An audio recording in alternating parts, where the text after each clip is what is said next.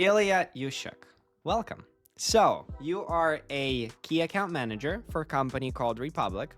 The industry is in manufacturing of interior flooring. Market size is $0.6 trillion. That's incredible. The annual growth, 3%. Do you feel like the money are being printed in this industry? The money is printing, yes. It's a nice industry because it's retail. Everybody needs flooring. I mean, everybody's walking on it, right? Yeah. The same way as everybody needs a house, everybody needs floors. Yeah. And they get switched out every now and then. And that's how we grow. That's cool. So I have this very cool quote that I was hoping to see your thoughts about it. A single moment can ignite a lifetime passion. Could you remember a moment in your life? Like, when would you feel that flame inside of you that, sparked up? And I'm assuming in general, in terms of like growing up and, hey, I should do something instead of just going to school, like earning money, I guess. And I'm not necessarily sure where you started, like sales or, Oh, boy. yeah. I do know that this is a very reasonable route to go. It's a very stable and safe place to work at.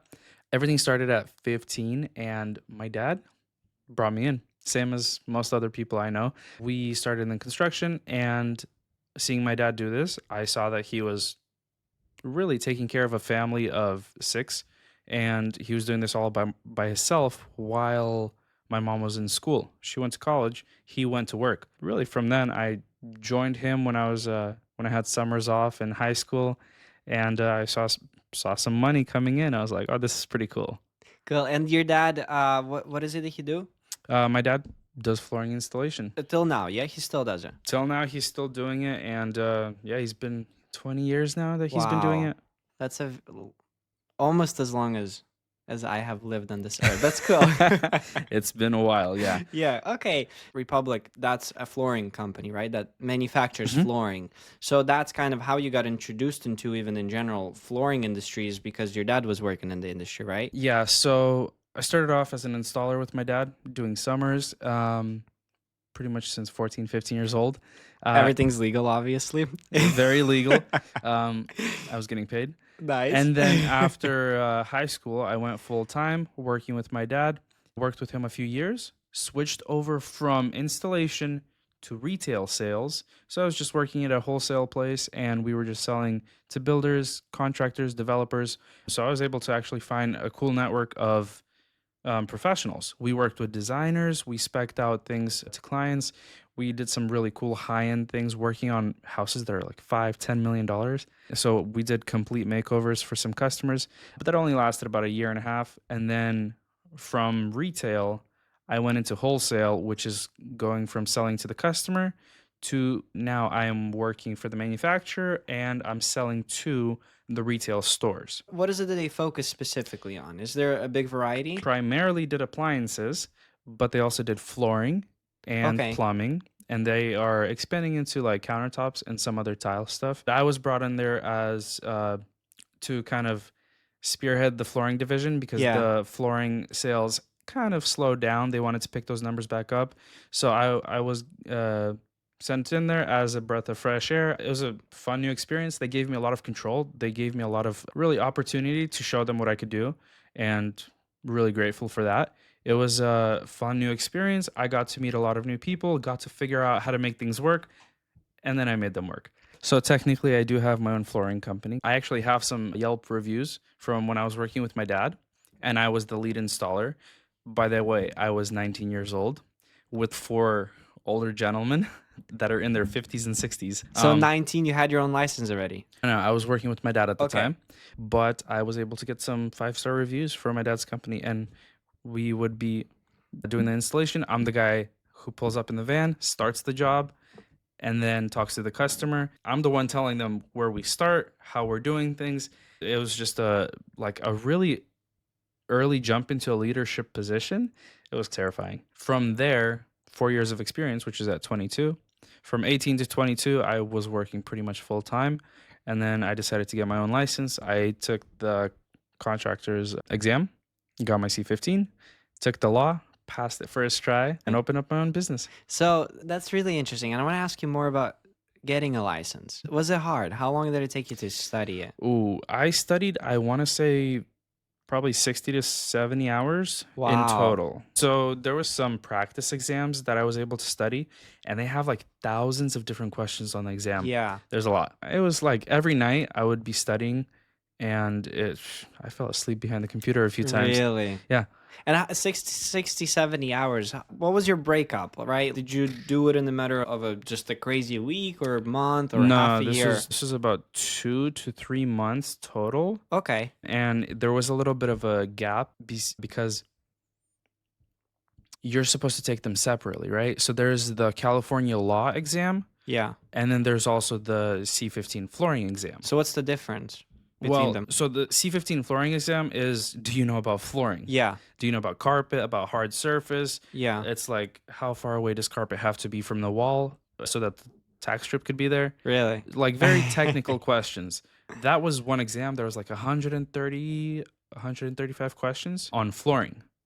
And then after I was able to pass that, there's a second exam that I had to schedule only after I passed the first one on the law portion, which is, do you know how to pay employees, general liability, the more legal side of owning a business? It was pretty simple. I was able to pass both on my first try. Good for Really you. grateful for that. I will say it was stressful though. Really? Yeah, I was so scared not knowing. And then they pull you into another room afterwards and they print out a little paper and they look at it and then they put it down on the table. And only then can I see if I passed or Oh, failed. wow. That's stressful. Yeah, and seeing that passed on the second exam was the Yeah. biggest relief ever, because I'm gonna be honest, I guessed on 20 or 30 questions. No way. Educated guesses. Okay. But I was like, I don't know if I passed that one. Luckily, everything worked out. Was it expensive? Taking the test, no, it's expensive to open up your general liability, all the yeah. insurances. That's really what gets more expensive. Yeah. It's really expensive in California for a small business owner. Oh, yeah. No, that's why a lot of people don't want to start businesses, just because it's ridiculous. And It's California makes it expensive. difficult. They don't want Yeah. small businesses to thrive. It sucks. It's just, how are people supposed to find work then, I guess? Because all the big companies, obviously they filter their best talent. Construction is like an industry that can get someone with zero experience and just invest experience into them. It's kind of difficult to understand, is everybody supposed to be on unemployment? I guess. California is weird in that way. Yeah. Okay, so I kind of got an answer from you already, but I still would like to recap on that. What was your biggest milestone you had to overcome? So it was really cool because as I jumped from being an installer, one thing that I really had going for me was that I had my C15 license. I Yeah. technically had my own business, which, by the way, it's really cool when I'm working in sales and I'm able to use myself as the installer. And so I get the commission and I get some money on top from being the installer as well. Really, the biggest thing though is that I had my C15, I had college experience, and in a company that was doing a lot of things on, let's say, Excel. We did a lot of quote templates on Excel. I was able to really not only help myself out and know shortcuts on Excel, but I was able to help my manager and my coworkers, and they would actually come to me asking for help on just the simplest things. So I didn't know much about the industry, but I did have a lot to offer as myself, and it really helped me get into the door. So, college, you finished college? I did not finish college.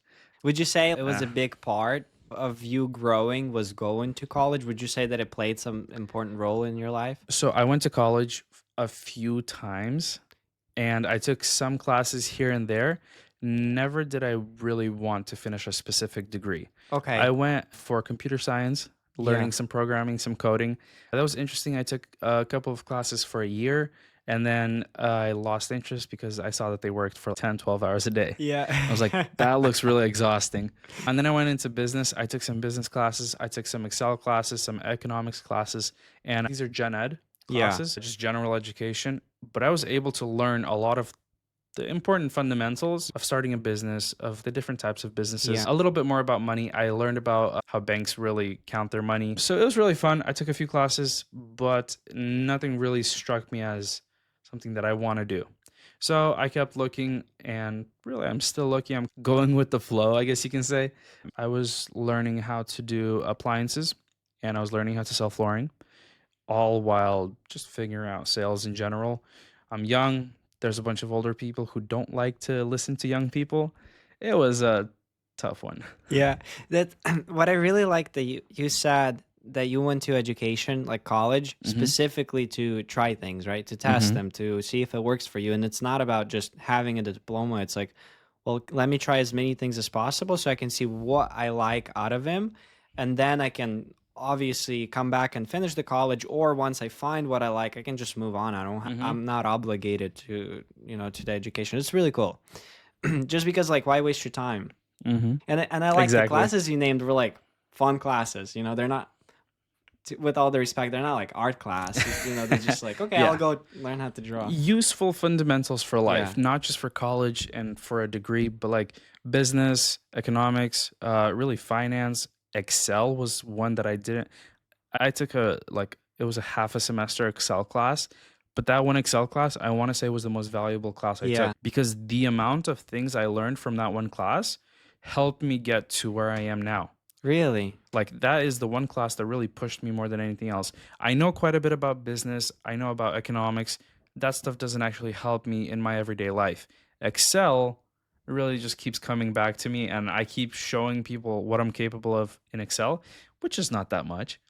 But to, I guess, normal people, older people, it's a lot. Yeah. It's like the formulas are so Mhm. complex and the layout is really complicating as well. It's a very powerful tool. It's a very powerful tool, but it's actually the exact opposite. It's very simple. Really. It And just you looks scary. it looks a little scary, but once you look at it, it makes a lot of sense. It's a very logical program. Okay. So it was super easy. And I can even use ChatGPT to make some new programs. And sometimes when I get stuck on making something, like a couple weeks ago, I was making an Excel sheet for a customer on some SKU list of different team moldings and transitions. And I got stuck. I asked ChatGPT, hey, I'm stuck on this. Can you help me create this array? What am I doing wrong? And it quite literally spelled out what I did wrong, and I didn't say what I did. But it Yeah. was like, you most likely did this. This is what you should do. And here's the formula. Cool. Copy it, enter it, and then it works. That's so fun. It makes sense. See, I was a self-taught, like, and it's still Mm-hmm. like I use Excel only when I really, really, really Yeah. need to, when I have no choice. But I see your perspective. It's like once you actually understand where the tool is coming from, and that would Mm-hmm. be same for everything. Once you kind of can understand a general idea of, for example, in classes you took of how to start a business. Once you have the general ad, then it's like, okay, well, go to more complex details. Same with Excel. Same with banking system. Mm-hmm. If you like banking, well, now you go deeper into it, but first you need like a general education to even understand the fundamentals of the beginning. It was cool to experience and see what each of these different fields had to offer. And Yeah. I dug in, I looked at people who actually worked in these positions and I asked them questions. I was able to find people locally and just really connect with them and see, hey, do you like your job? How is it? How's the pay? How's the growth? So I have another quote for you. Tell me what you think about Master Ugwe with the quotes. it. Trust builds bridges to lasting success. Would you say that trust, and I'm not sure in what or who, trust Mm-hmm. in you, trust in Mm-hmm. your business partners, would you say trust plays a pretty big role in your life? Trust plays a massive role in my life. So, going back from being the lead installer, talking to customers while I have some guys just tearing apart some lady's carpet, um, talking to her, calming down the customer and like explaining to them that, hey, it's going to be all good. Customers really need to trust you, right? Especially if you're going to be in their house for a week. So was important back then. When I went into sales, into retail sales, there's a couple. They're coming in, their fridge broke. I need to give them a good alternative option, and they need to trust that I'm going to make the right decision for them. Yeah. If I mess something up, boy, am I going to They're be gonna be in. back. They'll be back, and they will be yelling at me. And unfortunately, that did happen once or twice. No. And to them, really, the biggest thing I told them was, hey, listen, I'm doing everything I could, everything that's in my power. You got to understand, I'm still new to this industry. Yeah. So it was pretty simple. Being honest, being transparent, being truthful is the biggest thing for me. Yeah. So That's kind of what I did when I was doing installation, when I was on my knees working. That's what I did when I was in retail sales, and that's what I'm doing here with Republic as well. Just being open with the customers, which now it's like retail stores, right? Just being open with them. Hey, this is what we could do. This is what we can't do. And sometimes when you say, "Hey, I can't do that.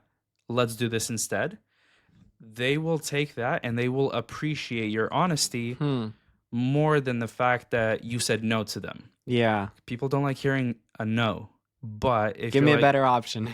give me a better option, yeah. When you give them that alternative option, and more so you're being honest with them, they're like, oh, I can trust this guy. They open up, and it's easier to work with people that way, which is, it's huge. Did you ever have to work with um, cold leads? Let's just say like people that are not interested, because Mm. it's a very big blessing. It's a huge Mm-hmm. opportunity for people to work, for example, like in the dealership, Mm-hmm. because you already get a warm customer. Yeah. Even if they're just looking, the fact they came to your dealership to look gives you that much authority and confidence that there might be a lot higher chance of Mm-hmm. a customer, purchasing something, opposed to you just like cold knocking on the door and like, hey, I got AC for you. Yeah. Nobody cares. Go away. Oh yeah. So at my previous job, I had a lot more dealings with cold customers, but now it's much more warm. So even at my previous job when I was in retail, just dealing with everyday customers that would come in and shop, it was a blessing to deal with flooring and appliances because people would be doing remodels. Pretty much with higher end customers, they're much more relaxed, is one Yeah. thing. They're overall much more understanding, and they want what they want. They're gonna pay the fair price for it. They'll wait when they need to wait. They understand. So with appliances, it was the best way of showing that even a cold customer, if their fridge is broken, they need a fridge. Yeah. If it's summer and it's 110 degrees Fahrenheit in California, they're going to need that fridge. So even with cold customers, we were able to close very quickly.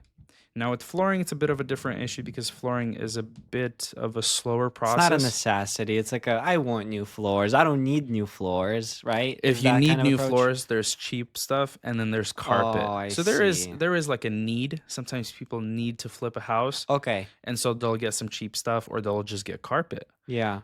We have some people like that. A lot more of what we have now are actually really warm customers, really Yeah. reoccurring customers. So now on this What do side, you mean reoccurring? so when I was in retail, I would work with contractors and developers, Yes. and they would spec out a certain package. And a good example of this is an ADU builder. They built 3 different types of ADUs. They had only a couple different options for flooring and only a couple different options for appliances. Okay. Pretty straightforward. Pick option 1, 2, 3, Yeah. and pick flooring A, B, C. Yeah. And then we would say, okay, we need this and this, and I would just go ahead and order it. That's super Much, nice. much warmer than a brand new customer that just walks Yeah. It's like you got to educate them what floors are in. and why you need them. Now that was retail. Yeah. Now here, I work with accounts. So who is an account? Okay, so an account for me is a store, a retail store that sells flooring. Okay. So pretty much any of the flooring stores around. Carpet One is a good example. Okay. There's many Carpet Ones across the nation. We have some in all the different cities. There's a Chico one. There's one in Sacramento. There's one in Yuba City.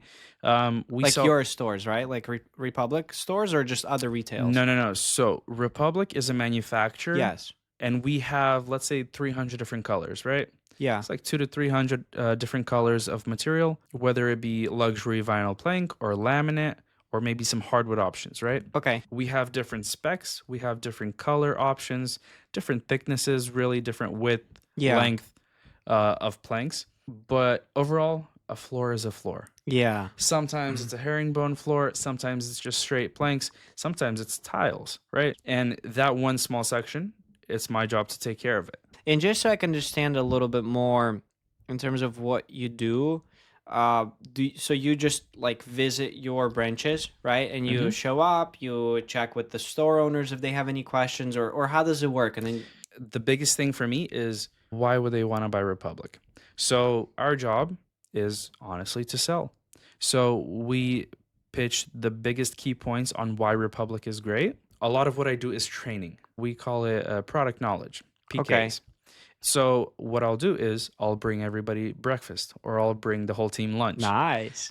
Sometimes we even take them out for dinner, and we just have to explain our process, Republic, where our material comes from, what's inside of it. The locking system is important. So here's the fun part. Republic's SPC is about 90% stone, Yeah. 10% polymer composite, Okay. which polymer composite pretty much just means plastic, right? Yeah. We use a virgin plastic, which means it's not recycled. Typically, people will say, hey, we have recycled plastic. Recycled plastics have VOCs, volatile organic compounds. And that stuff really gets into your skin and gets into your Really? lungs. So like in vapor, or is it when you mop the floors, or when it's hot in the Just house? in general. Typically, okay. when it's hotter, it's worse. My job in general is to set up meetings with all these different stores and to just tell them the same thing. Makes sense. I guess it's to get them confident in your product, because I'm assuming they're risking their reputation by promoting any product that they carry in their store. So it's like your Exactly. product better be worth them losing business if it's not that good. What I really like, and you mentioned it multiple times throughout this interrogation, is that your job is to educate them. It's to just explain to them. And I really like that approach because it's still sales. It's just you're approaching it from a different perspective. You're approaching it from education side. And as long as you earn their trust, on the controversy, they'll be promoting your product themselves. I got another quote. Oh, another quote. Let's do it. One victory can redefine what's possible. A victory means you have to overcome something, right? There's got to be a challenge for you to have a victory. Oh, boy.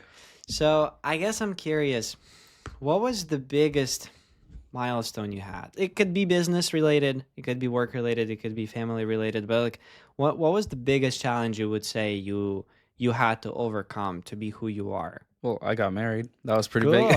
Okay. A really big recent milestone of mine was we had a big order, 80,000 square feet, which is a full hotel. That's It's a massive job. Yeah. And logistically, it's kind of terrifying.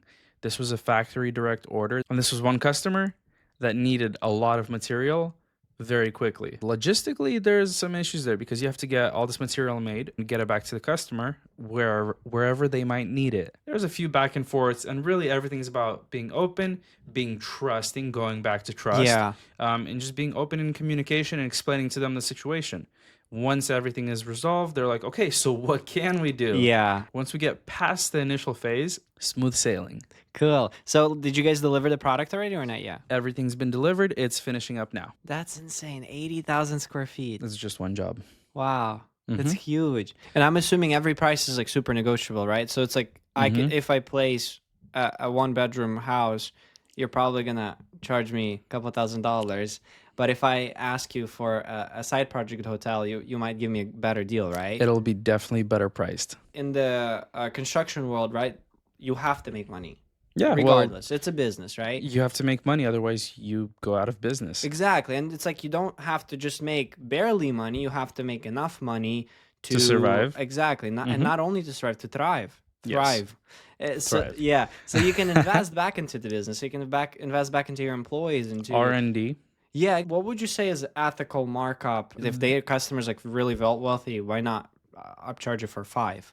Because there's other stores Okay, that they won't. can do price. So price this is where matching. supply and demand and basic economics really come into play. Because if you're overselling it and they go to another store Yeah. and they show that, hey, this guy's selling this material for $4, That and looks you're selling, horrible. it looks horrible on you. Your reputation goes down instantly. Yeah. And guess what? You're out of business. We own our own warehouses, and we also have our own trucks, all our own. Oh, Logistics. super nice. So because we own everything ourselves, we don't have to use third parties. Have your own planes? No. Ah. I don't know. Maybe we do. I don't know about that Just a yet. couple of those. Who cares? Maybe a couple of PJs. Okay, another quote. Go for A it. bold dream shapes tomorrow's reality. Mhm. What is your dream? What's your vision? Where are you going? So I really like the industry I'm in right now. Obviously, I have a lot of experience. Sales is really cool because you get to really meet a lot of new people. You see what people are doing. You see the projects that are happening that are going to be built next year, 2 years from now.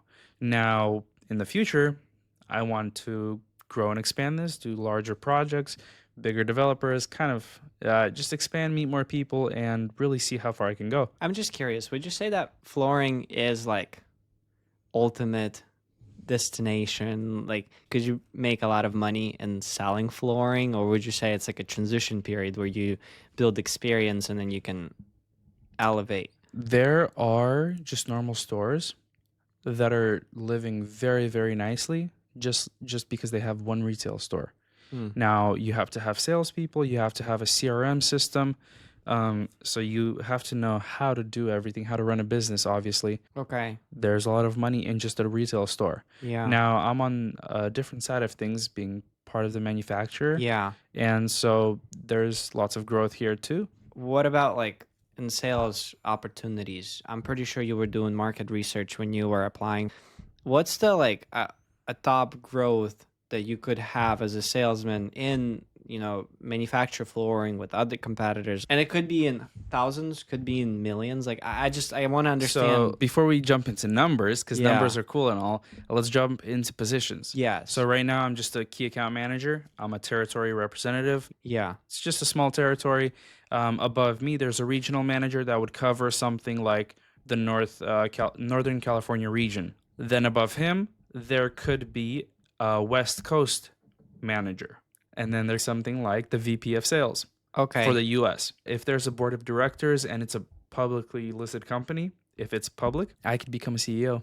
Account management, I feel like it's so important just because it's like you can sell a person, but it's the retention that matters. Like you can sell them today for $1 million, but what's the point, if you have to keep selling every single year, day, week, or you could have that customer that pays you, let's just say $500,000, but he pays you every month. It's better, right? Much better. Yes, and that's where you at, right? You have customers that are, you have to retain the relationship, you have to earn their trust. So I do think that your position pays well. I don't know how well, but it escalates, right? Like how much do you think a VP of you like could potentially make? Let's just say someone wants to work the ladder. So there's corporate ladders and then there's Yeah. privately held companies. A privately held company, in my opinion, is much better because you don't have the stress of dealing with a board of directors and with meeting expectations and guidelines and revenue. Expectations really is the biggest issue because Yeah. if you look at, let's just say, publicly listed, which means that they have shareholders like big banks, institutions, Yeah. who will put a lot of money into this company, but they want money back. Of course. Because they're the shareholders.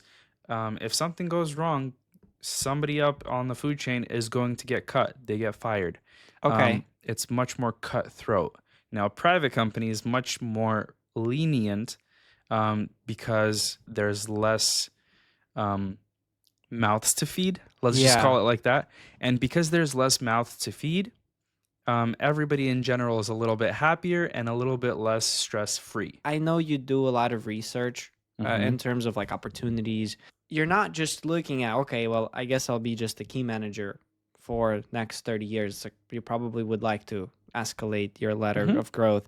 Definitely. And that's why I'm curious of a corporate with comparing to a privately held company, a moving escalation ladder. Like, did you look into the numbers? Like what pays Yeah. better? Like a corporate company will pay better in the start, but it's much more difficult to climb the ladder and really get promoted and just be able to grow really within the company. Okay. But for a privately held company, you might not have the coolest, craziest starting salary, Yeah. right? Like right now, we're touching 6 figures. Okay. But I do know that there's some reps who are in the same position as me, who are working pretty much similar jobs to what I'm doing, that are making double, triple of what I'm making. Really?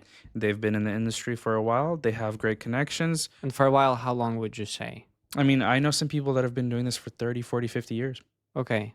And they're still happy. They're doing great. It sounds like it's reasonable because if people take care of you and you do have that growth, like why move? Yeah. Okay. And would you say that there are positions that reach like close to a million or over a million? Yeah, so this is where the difference between public and private really Okay. really becomes different. If I hit my numbers, I get a profit of my Yeah. numbers, right? But the more deals we make, the more the company grows overall, I'd want that cut. You should be, if you're a VP US. of a US, you definitely make more than There's single million digit. more than one. Since we're touching sales, there's people that have been working in your department, let's just say for 10, 20, 30, 50 years, and they make a comfortable, let's just say $500,000.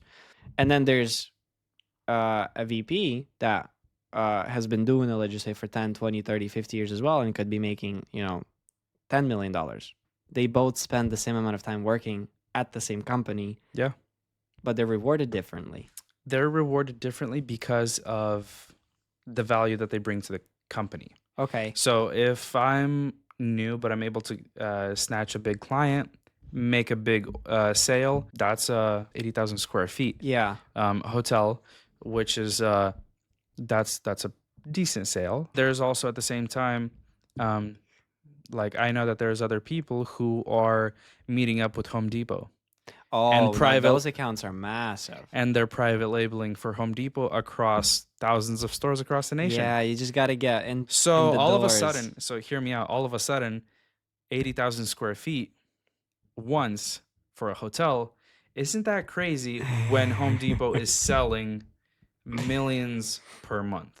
Wow. So you have to take into effect the value that each person brings. And personally, I wouldn't be ready to sit down with Home Depot and Yeah. try to sell them because they're going to have a lot of people, a lot of financial Advisors that will Advisors, tell yeah. you if you're doing your job good.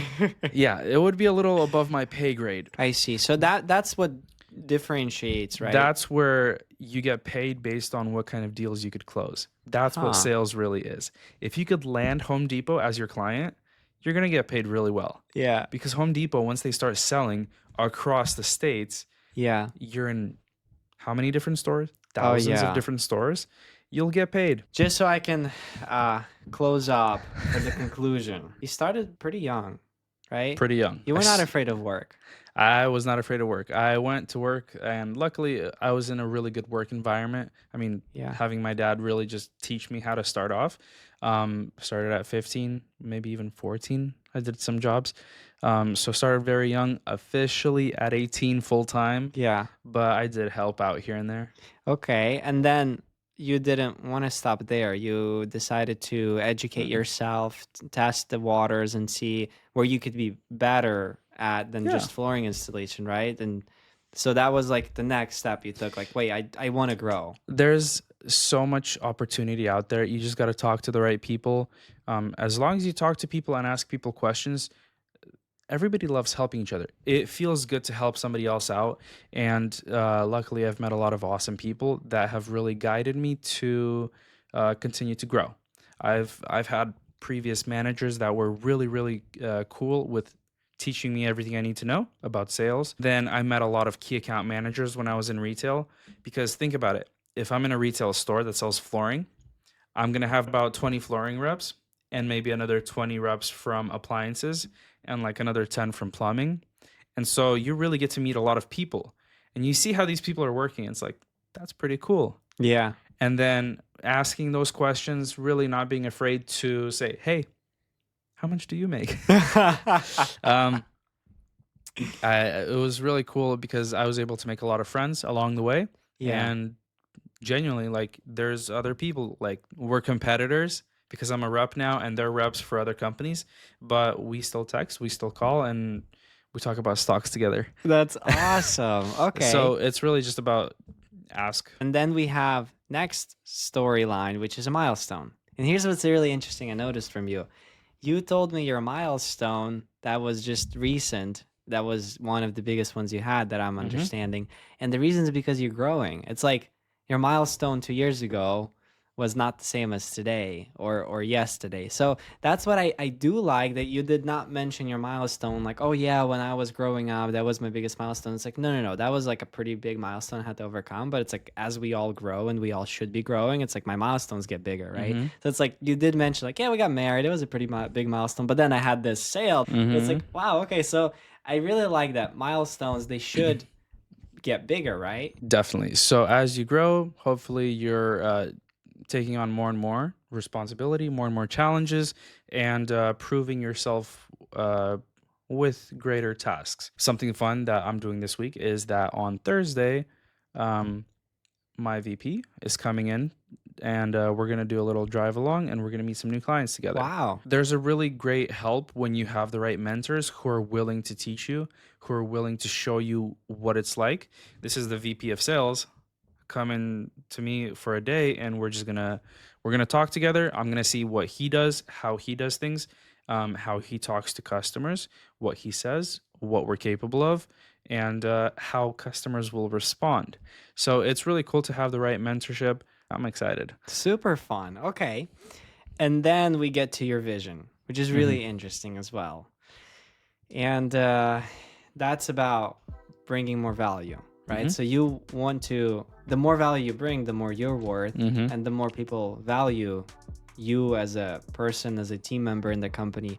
And that's cool. Like your vision can be as big as your value can be, I guess, right? It's like you can have a vision to own a private jet or to have a castle, but it's like, well, what are you going to do to get that? Yep. There's a lot to learn. There's a lot to grow from. And there are so many people who are willing to help you out once you show them that you could be dedicated to learning. Well, thanks. Thanks for coming. Of course.